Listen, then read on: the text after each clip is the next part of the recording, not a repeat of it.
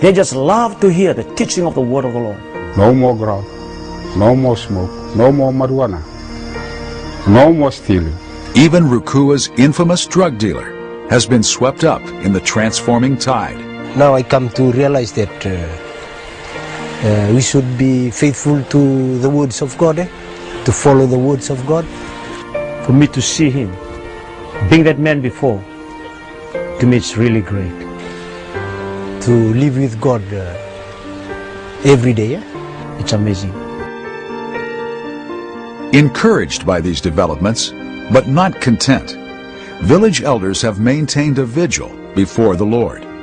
So we have been praying every day, 4 o'clock in the morning. We have been praying for the Lord to move in. And by all appearances, God has been obliging. I used to be a sick man. Always I get sick. When I was changed, I never get sick again. And even we have some old men, they're supposed to be dead long time ago. Now they look young and they're so healthy. When the national economy tumbled in the wake of the May 2000 coup, Rukua's fortunes began to rise. When people say that the economy goes down, but here in this village, money start to come up. A new community center is being built with funds donated by the owner of a nearby resort. The prayer has power. We can see and we can feel as a change. The breath of God has even revived the land and sea. We can see the fruit coming every season. Trees that used not to bear fruits start bearing fruits now. And we've seen also in the sea the fish that we don't normally get every season in 1 year. Now it's coming in. Rukua's essential reef has sprung back to life. People start to run and see, yes, start coming up. New corals. Out of the dead corals, new ones start coming up. And you can see the white thing on the coral, just like a flower. The power of the transformation of the gospel of Jesus Christ has brought all this. Today, this transforming power is being felt across the nation. We have about more than 40,000 members, all over the nation, and the church is still growing. For months now, Fijians of all backgrounds have been flooding into the kingdom. There are lots of people who are coming up at every meeting that we have.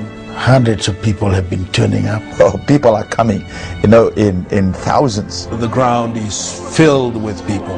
There's just a strong desire for God in this nation right now. In September 2003, this hunger was on public view at an open-air crusade held by German evangelist Reinhard Bonke. On the final night, there was about 120,000 people that came to that meeting. So that was about 10% of the population of Fiji. Thousands came to the Lord, hundreds of people.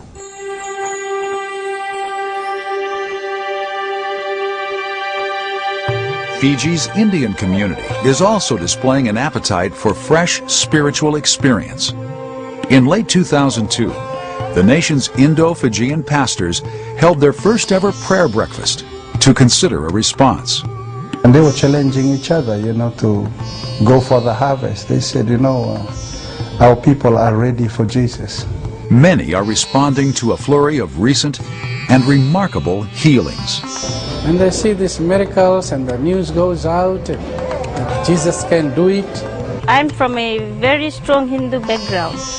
My father was a priest in Hinduism. But when Suman Lata's 6-year-old daughter Kavita contracted painful and blinding eye ulcers, her faith was put to the test. Every month I used to visit the doctors. I go, doctors give me only the ointment. It was a routine she would follow for 18 years. And there's no cure around the world.